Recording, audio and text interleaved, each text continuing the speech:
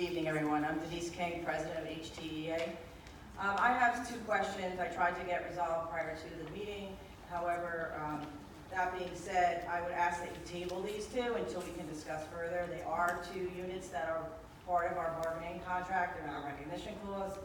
The language for them is part of our contract, and yet you're outsourcing their jobs. One is for, on page 410, approval of athletic training services. That job, the person who was doing it currently asked to be relocated into a teaching position, so that left the job open. And I haven't seen it posted in any capacity for it to be filled.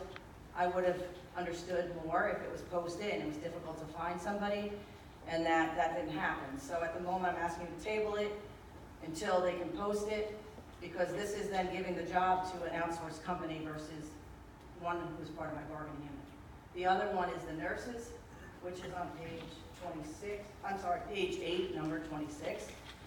My understanding is it's the fill-in, but when I talk to staff, it's not what I really think it is. The nurses, if it's one person for a trip here or there, I get why you're doing that. But from my understanding from staff is that on a daily basis, someone comes in and assists them, or 3 times a week. There's a definitive amount of time, there's a definitive role. In the past, anybody who's been on the board for a long time or been involved in the community for a long time knows we did have part-time nurses that were part of our bargaining unit, and they would come in and assist the full-time nurses in order to get information, categorize whether it was sports physicals or information in computer about children, so we could treat them in the way they deserve to be treated and have everybody with the correct knowledge. So that is why I'm asking you to table those 2 items until we can have a discussion and find out what happened in this situation, because this is the first I heard of it when I saw it on the agenda. And I'm sorry, what items are they again? The second Number 10, which is on page 4, 10. which is approval of athletic training service provider, and on page 8, number 26, which is nurses, which is a nursing service. Okay, thank you. Thank you. Hello, Renee Luttrell, 14 Briar Hill. I'm not sure if this is an action item. It was in the report, so I'm not sure if this is my right time to be speaking. It's not. I never really hold it to you, but this is the point of the meeting where we talk about the action items. I don't know if you're talking about a committee report. It depends if it's an action item or not. It was the pet ban. Okay, so it's not, but if you'd like to address Thank it you, now. because I've already left the house with 15 people from out of town because I thought there was going to make some difference tonight, but it appears that a certain committee, maybe not the whole board, made a decision on the pet ban already. From what we've discussed, and you see a lot of the girls from the dance team are here because the pet band, that's what they dance to. The cheers, their own cheers, they don't, they use the band too, but the dance team dances to the music of the pet band. Apparently last year, the band thought it was mandatory. As the year went on, and it was clarified that it was not mandatory, the attendance at the game significantly dropped. I think we discussed there were 6 people at the playoff game of the band. That's awful. I mean, we need town spirit. Coach Reynos has done an amazing job bringing these kids, to have a football school and to have fun on a Friday night where, I don't know about you guys, but I'd rather my kid at that high school football game than sitting on their beds on social media or out at a party drinking. And if you can get that spirit, which that band brings a ton. The last meeting, I believe, was June. There was 20 kids here that talked about how important and how they would not have tried it if it wasn't mandatory. That they're worried, seniors that were graduating, that freshmen won't do it if it's not mandatory. And that they were freshmen and they realized how fun it was once they were pushed out of their comfort zone. So it seems like, unfortunately we're here and it's not going to make a difference in anybody's opinion, but moving forward, I understand kids have conflicts. They have soccer games at the same time, or soccer practice, softball practice, whatever it is. Maybe there could be an exception. Hey, if you have a high school sport the same time as a football game, maybe you get a homework pass if that's what it is. My kids get projects for electives on the weekends. They got to do them on the weekend. They can't say, well, I'd rather do something else on Friday night. They have to work on a project. That's their homework assignment. That's part of the course. So I just wish, maybe, obviously I don't know, like you said, maybe there's got to be something for come September. These girls are starting practice in 2 weeks for dance, and what are they dancing to at the games? Or you're going to get a lot of money from the 2020 to put a really good sound system and hire someone to play the music. But that, next year is when we do all that work on the fields, just. Right, but my point is September is the football game, and we had a really good season last year. I'm sure, I'm anticipating another great season. Right, but if you want the school spirit and the fun of everyone coming together, the community coming together, I think it all has to. And I appreciate, it's not a waste of time for you to come out here and to hear your thoughts and anyone else's thoughts about this issue. What I want to say first, I don't want you to be under the impression that we established those course requirements in any way, shape, or form as a board. So there is no action, and I know that was an issue. I didn't preside over that meeting, but I know that was an issue at that meeting. We as a board don't take action on those items. They're discussed in committee because this, as I was referencing earlier, Mrs. Briamonte and Mrs. Amirati referenced earlier, there was a larger discussion that started a few years back about this issue. And one of the issues also came up. We had students then, there was as I recall, there was some type of, during the discussion, there was something written in the paper about kids being forced to do pep band. So there are very strong opinions on either side of the table on this But issue. if it's a requirement of an elective, just That like was the writing problem. a paper, just like, reading 5 books, a book a month, that's a requirement of your course. What do we, if a I'm kid saying wants to, everything's a requirement, then my. what if a kid wants to, what if a kid's wants to play football or is in the band and, it's symphonic band, signs up for a course, what do they do? I mean, that's one of the issues I know Well, that's what we I'm saying, discussed. there's a thing when you have, someone has a conflict that day of a sport. But I don't think it was these were the issues, Kids and have this, to make choices too, and these were the issues that were discussed back for over a long period of time on this topic. And I'm sorry if you were under an impression that the points you're bringing up are fantastic. I'm glad you came here. They informed the discussion that continued to take a look back on it.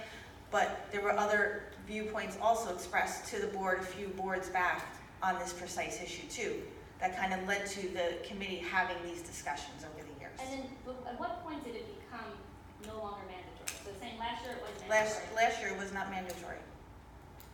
Okay, so it's not, but I'm saying, when did it become? Not Last year, as it was reported to, it was not Right, and mandatory. that's what I'm saying. Once those kids realize that, the amount of kids showing up for the pep band, so something before that, changed, something else needs to be put in place.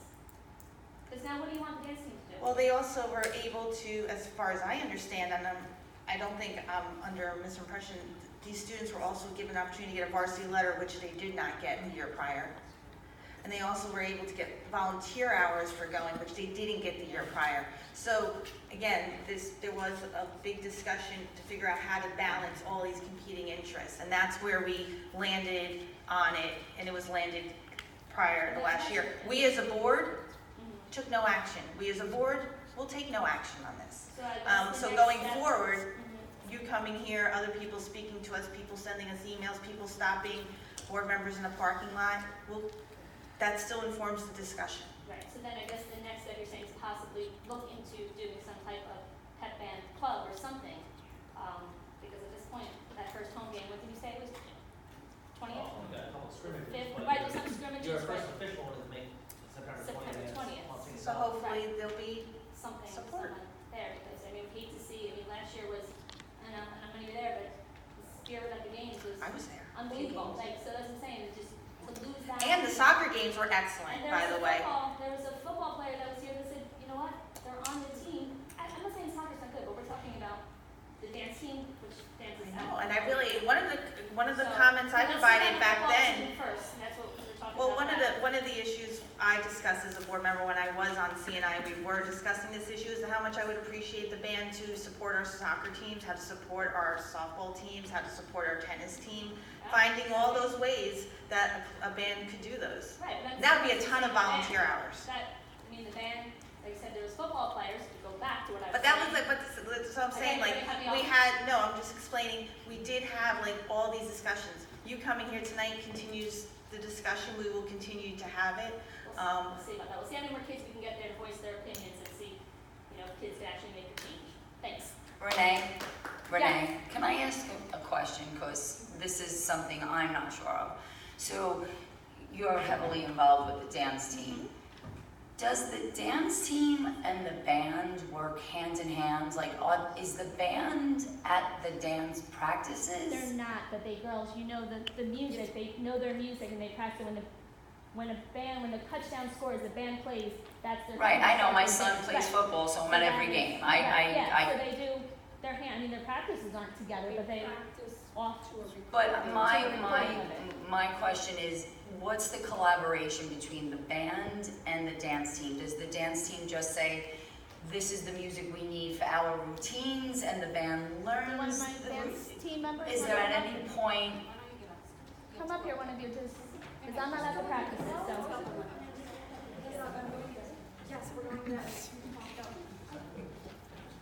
No, it's not.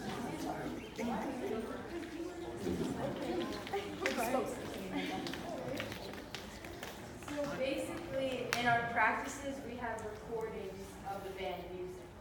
So we don't tell the band what to play, we go off of what they play, and we practice dances that go along to that. So like, when the band starts playing, that's when we dance. So the problem is if there's no band playing music, we have nothing to dance to. So during the game, when the band's not playing, we just stand there. And once they start playing, that's when we start our dances. so there's no real just collaboration of the band and the dance team together ever? It's just, you know their music, they provide you with the music, and you perform your routines around their music.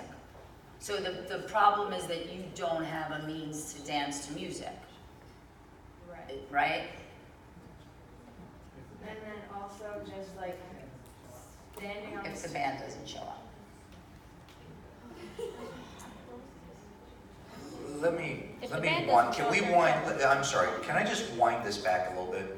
Because, and go back to basically what I said when all of you came back in June, all right? First of all, there's no effort here on the board to be anti-band, or anti-football, or anti-dance, or anti-anything, all right?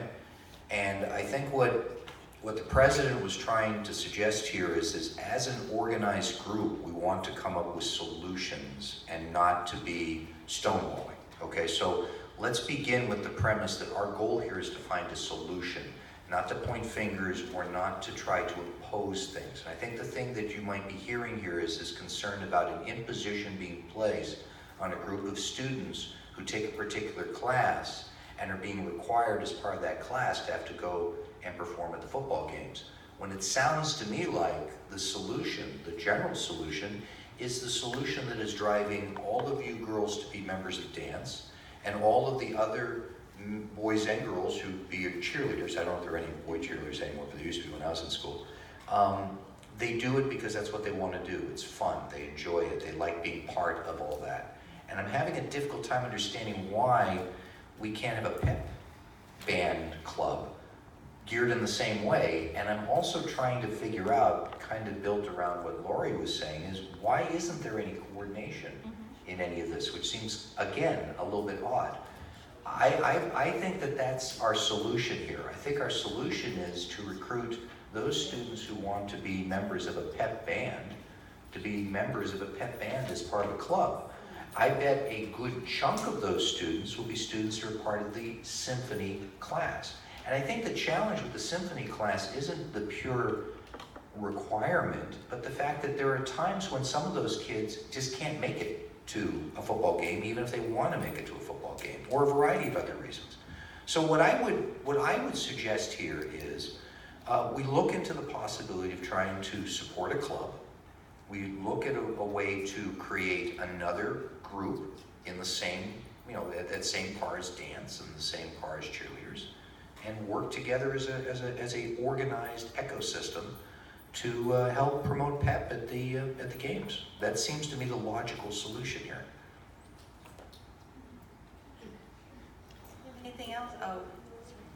I think there's a good chance, just to go off of Mike's club idea, that there will be kids who opted not to do symphonic band because it's a full year course that might come back and do the pep band because they can't put the time in for a full year course when they want to take something else, but might return and do the pep band. You could end up with more students on the pep band than you currently have. because I do think there's kids that still want to play their instruments, they just don't have the time in their day to take a full year course.